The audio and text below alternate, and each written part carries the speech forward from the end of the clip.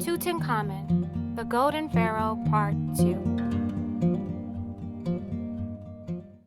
After clearing what turned out to be the last of 16 stairs, Howard Carter and Lord Carnarvon saw, carved into the door a few inches lower than Carter had been able to see the first time, the royal sign of Pharaoh Tutankhamun.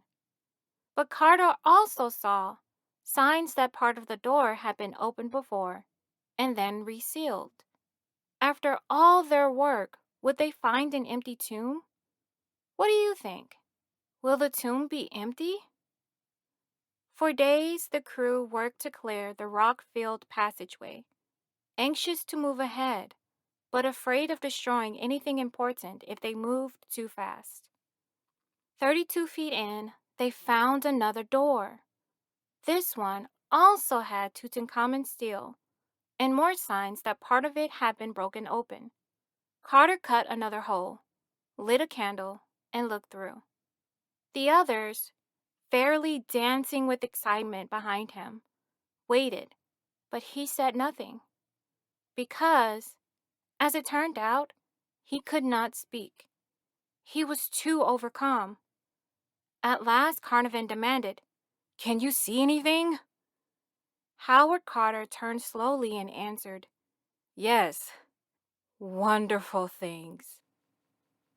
What they saw was just a hint of what appeared several days later when they opened that door and entered by the light of electric torches or flashlights.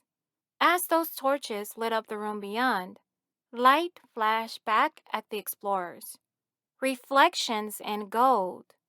There, shining in the torchlight, were a golden throne, a statue of a golden snake, couches made of gold, golden clothing draped over two large black stone statues, and much more. Looking around, Carter and Carnarvon saw ancient Egyptian art pieces of great beauty, some unlike any they had ever seen before.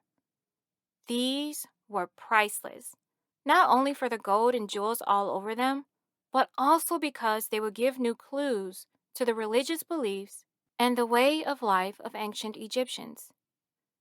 Then one of Carter's assistants called, "There's another door." Sure enough, there was another smaller room filled with more objects. But unlike those in the first room, these were thrown about as if a robber, feverishly searching through the riches of the place, had been interrupted and had left them behind in a hurry.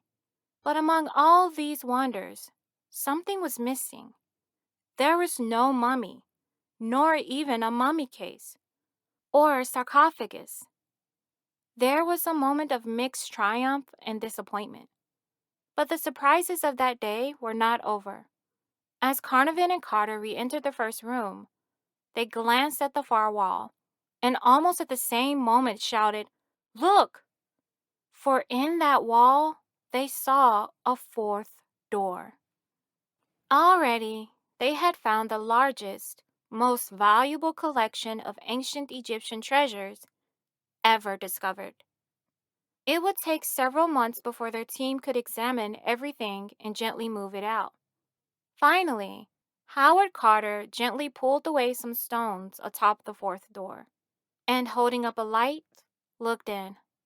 At his side, an assistant held up a microphone to carry Carter's words by radio around the world. Here is how Howard Carter later described what he saw beyond the door. There, within a yard of the doorway, stretching as far as one could see, stood a solid wall of gold. There was no clue as to its meaning, but with the removal of a very few stones, the mystery was solved. We were at the entrance of the actual burial chamber of the king. That which barred our way was the site of an immense golden shrine, built to cover and protect the sarcophagus, which held the long-lost pharaoh. They had found the burial chamber of Tutankhamun almost 3,300 years after his death. The great cover surrounding his mummy case stood 18 feet wide, 11 feet long, and 9 feet high, all covered in gold.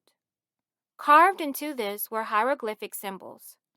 The walls of the room were covered with hieroglyphic words and paintings of Tutankhamun and the Egyptian gods. The sarcophagus itself turned out to hold a series of cases, one inside the next, some of wood covered in gold. The innermost case, holding the mummy, will become one of the most famous images in the world. It was made of solid gold. Inside it was the king's mummy, with a mask over his face, made of gold and of shining blue stone.